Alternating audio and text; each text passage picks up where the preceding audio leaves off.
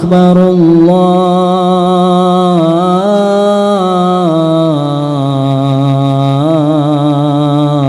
الله أكبر لا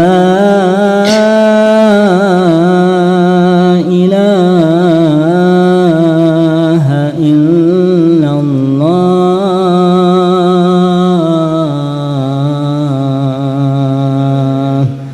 لا إله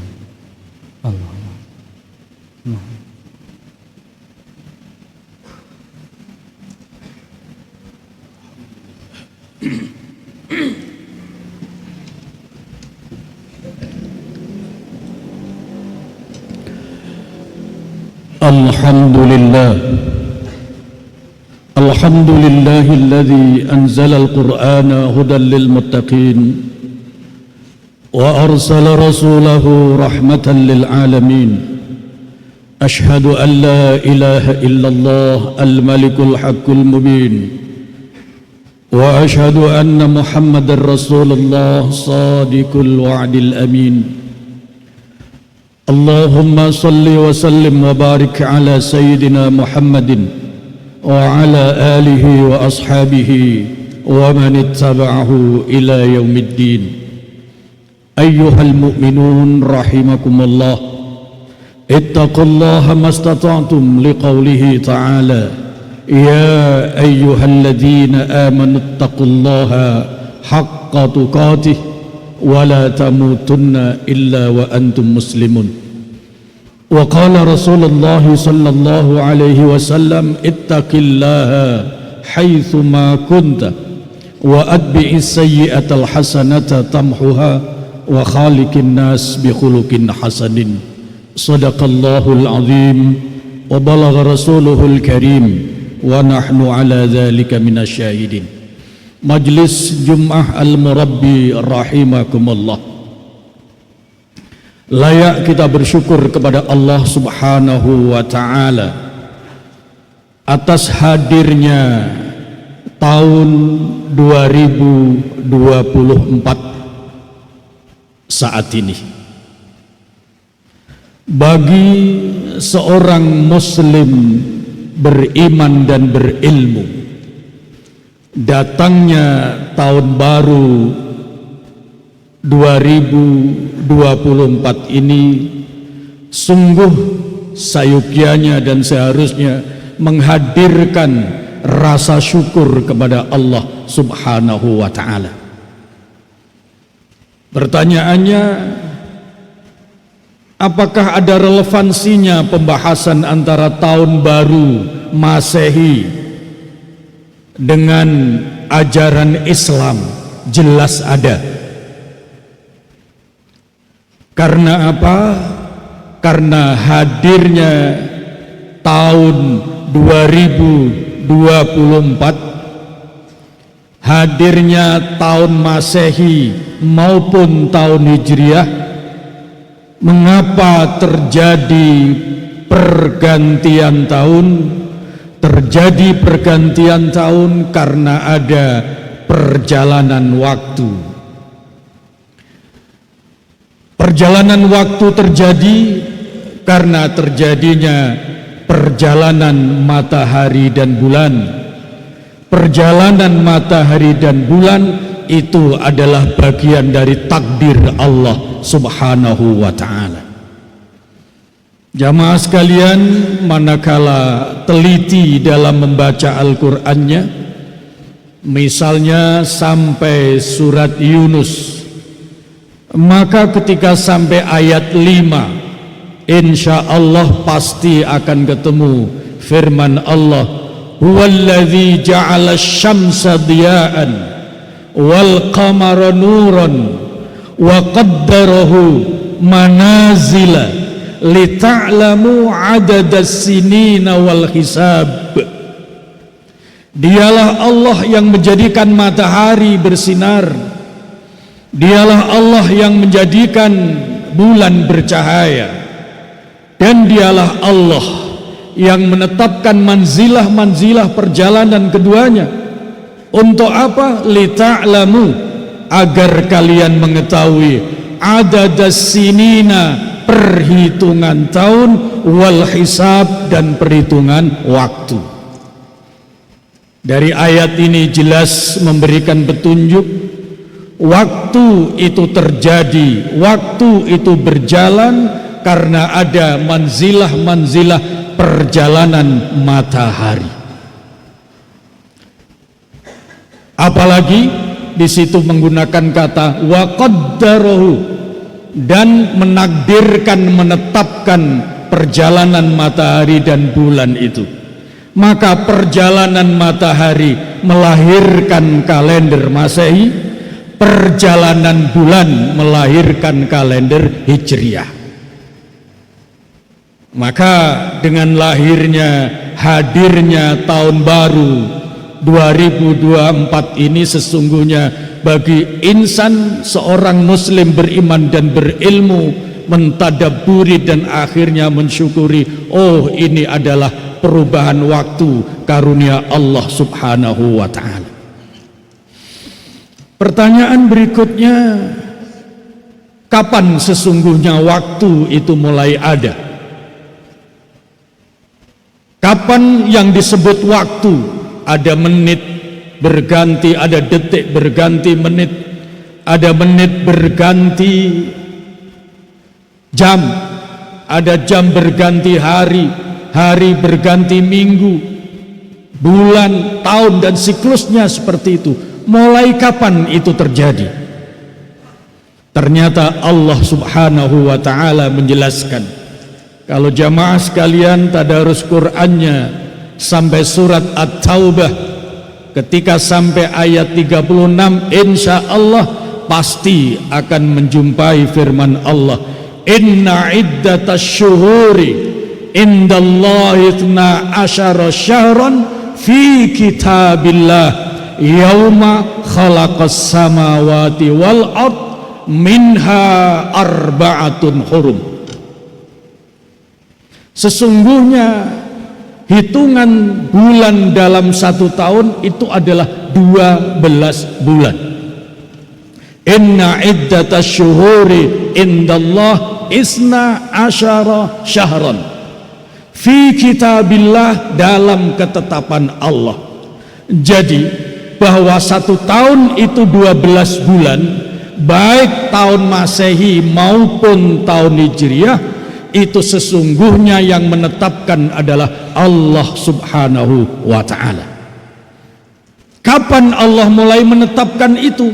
Dan inilah berarti perhitungan waktu mulai terjadi yauma khalaqas samawati wal ard, sejak Allah menciptakan langit dan bumi. Nah, di sini betapa kita sebagai seorang muslim beriman dan berilmu semakin kuat kekaguman kita terhadap kekuasaan Allah, kemahakuasaannya Allah, kemaha berilmunya Allah. Mulai sejak menciptakan langit dan bumi sudah didesain sedemikian rupa bahwa perhitungan waktu ditetapkan berdasarkan peredaran matahari dan sekaligus peredaran bulan. Bahwa kalau kemudian yang menemukan kalender Hijriah adalah muslim, bahkan kemudian ternyata yang menemukan kalender Masehi adalah non-muslim, itu adalah merupakan bukti rahman kemurahan Allah subhanahu wa ta'ala. Allah maha berilmu, Allah maha pemurah, maka Allah berhak memberikan ilmunya kepada semua manusia. Tidak ada satu ayat maupun satu hadis pun yang menyatakan bahwa Allah hanya akan memberikan ilmunya kepada seorang muslim beriman saja, tidak ada. Tetapi Allah memberikan ilmu kepada annas al-insan, itu artinya semua manusia. Bahkan kalau kita tarik lebih awal lagi, ketika Allah menciptakan Adam yang disiapkan untuk menjadi khalifah pengatur bumi, maka Allah berfirman, wa 'allama Adamal asma'a. Allah memberikan ilmu segalanya kepada Nabi Adam. seluruh manusia adalah keturunan Adam. Nah, maka Allah pun juga berjanji akan memberikan ilmu kepada semua manusia.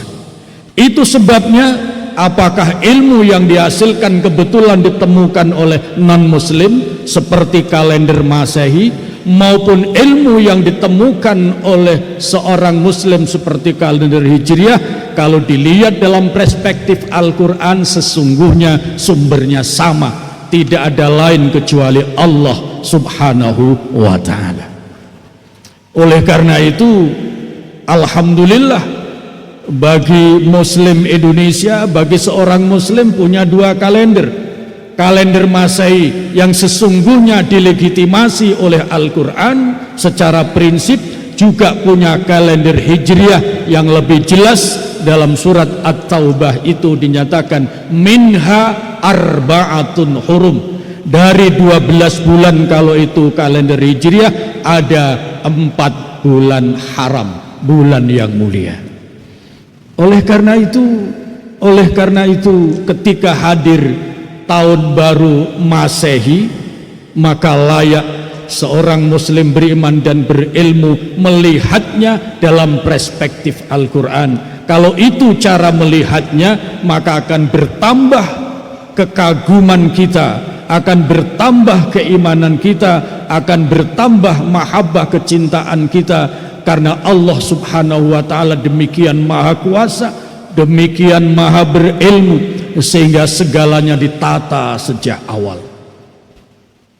Di dalam surat Yasin ayat 38, insya Allah jamaah akan menemukan sebuah firman Allah, wasyamsu tajri limustaqarril laha, dan di antara tanda kekuasaan Allah itu adalah matahari yang berjalan sesuai dengan orbitnya. Zalika takdirul azizil alim, itulah takdir Allah, ketetapan Allah. Jadi kalau begitu, lahirnya hadirnya tahun 2024 maupun nanti hadirnya tahun baru Hijriah, dua-duanya adalah tanda kekuasaan Allah Subhanahu wa ta'ala. Oleh karena itu, pertanyaan berikutnya, kalau waktu itu diatur sedemikian rupa oleh Allah, sesungguhnya untuk apa pentingnya waktu? Ternyata waktu adalah modal utama yang pertama untuk beribadah. Orang boleh punya segalanya, tapi kalau waktu sudah habis dan sudah selesai, tidak ada lagi kesempatan ibadah. Oleh karena itu di akhir surat Al-Hijr ayat 99 Allah berfirman, wa'bud rabbaka hatta ya'tiyakal yakin, beribadahlah kepada Rabbmu sampai ajal tiba. Maka bagi seorang muslim beriman, ketika kolbunya sadar, dibimbing oleh iman dan ilmu, setiap terbit matahari layak menyatakan alhamdulillah. Kenapa kalau matahari terbit dari timur alhamdulillah? Sebab Rasulullah sallallahu alaihi wasallam bersabda, innallaha yaqbalu taubatal abdi, sesungguhnya Allah menerima taubat manusia sebelum matahari terbit dari barat. Kalau matahari sudah terbit dari barat, tanda kehidupan ini akan selesai dan taubat manusia sudah tidak diterima oleh Allah Subhanahu wa ta'ala. Nah, kenapa ketika matahari terbit dari timur layak menyatakan alhamdulillah? Itu artinya Allah masih memberikan waktu kita untuk dua hal. Satu, untuk meningkatkan amal saleh, dan yang kedua untuk bertaubat manakala ada dosa di hadapan Allah Subhanahu wa ta'ala. Mudah-mudahan segala fenomena alam yang terjadi kita mampu merefleksikan iman kita dengan panduan Al-Quran, sehingga dengan demikian akan semakin leluasa ibadah kita. Berkaitan ibadah, maka poros utama, bekal yang tidak kalah pentingnya adalah kolbu. Secara fisik orang bisa beribadah dengan baik Tapi kalau satu saja hatinya tidak ikhlas, maka itu akan sangat merusak serangkaian ibadah yang dilakukan. Oleh karena itu, dalam rangka menjalani kehidupan di tahun 2024 ini, perhatian kita tentang tugas utama kolbu layak diingat kembali. Ada 3 hal, ada 3 tugas utama hati kita. Yang pertama, hati itu adalah untuk beriman.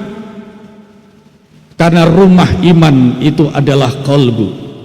Perhatikan di surat Al-Hujurat, qalatil a'rabu amanna qul lam tu'minu walakin qulu aslamna walamma yadkhulul imanu fi qulubikum. Iman itu kalau belum masuk di hati, maka keislamannya bisa tidak diterima oleh Allah Subhanahu wa ta'ala. Itu tugas yang pertama, adalah hati itu untuk beriman. Yang kedua, hati tugas qalbu itu adalah untuk bertakwa. Masih di dalam surat Al-Hujurat, ya. Innal ladzina yawadduna aswatahum inda Rasulillah ulaikal ladzina imtahanallahu qulubahum littaqwa.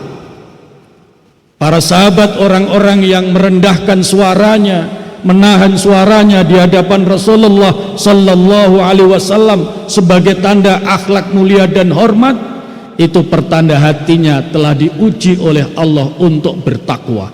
Jadi takwa itu sumbernya adalah kolbu. Kalau kolbunya bertakwa, maka lahirlah ketakwaan yang disebut amal saleh. Yang ketiga, tugas kolbu yang utama adalah untuk meningkatkan kualitas amal soleh. Amal itu disebut amal soleh manakala satu, didorong oleh iman, yang kedua dilaksanakan secara benar sesuai syariat Islam, dan yang ketiga adalah dengan penuh keikhlasan. Maka ayat terakhir dari surat Al-Kahfi itu, qul innama ana basyarum mithlukum yuha ilayya annama ilahukum ilahun wahid. Setelah disebutkan bahwa Allah adalah Tuhan, manusia adalah Allah yang maha ahad, baru disebut amal saleh. Wa man kana yarju liqa'a rabbih falyamal amalan salihan. Ini artinya amal saleh baru disebut saleh manakala dasarnya iman. Yang ketiga, sebuah amal disebut amal saleh manakala ada keikhlasan di hati.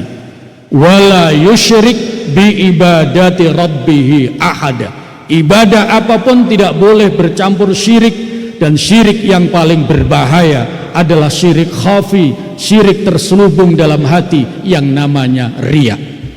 Itulah 3 tugas utama qalbu. Mudah-mudahan kita mendapatkan kemampuan untuk senantiasa mengingat tugas qalbu ini, sehingga ibadah kita ke depan terkawal dengan baik. Tidak hanya sah secara syariat pelaksanaan fisik, tapi juga diterima oleh Allah Subhanahu wa ta'ala lantaran ada keikhlasan dalam hati.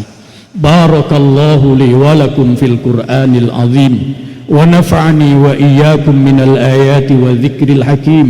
Taqabbalallahu minni wa minkum tilawatahu, innahu huwas samiul alim. Wastaghfirullah, innallaha huwal ghafurur rahim.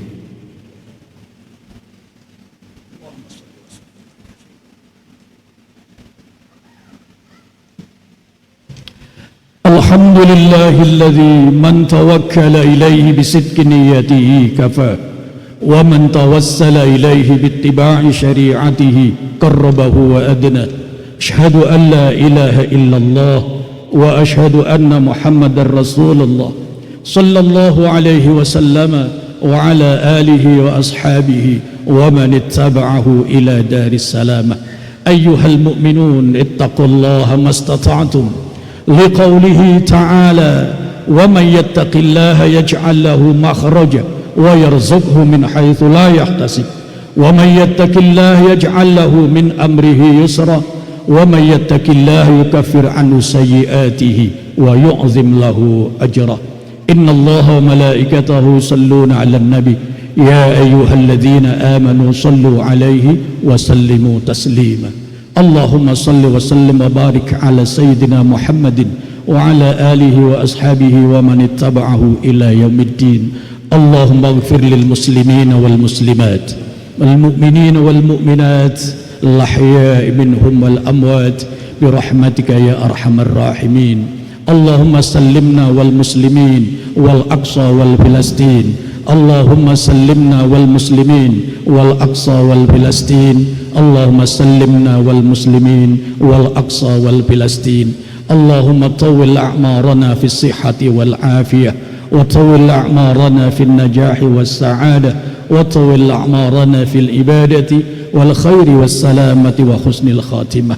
Rabbana atina fid dunya hasanah wa fil akhirati hasanatan wa qina adzaban nar walhamdulillahi rabbil alamin. Ibadallah, innallaha ya'murukum bil 'adli wal ihsan wa ita'i dzil qurba wa yanha 'anil fahsya'i wal munkar wal baghi ya'idukum la'allakum tadhakkarun fadhkurullahal 'azim yadhkurukum was'aluhu min fadlihi yu'tikum wa la dzikrullahi akbar wa aqimus salah.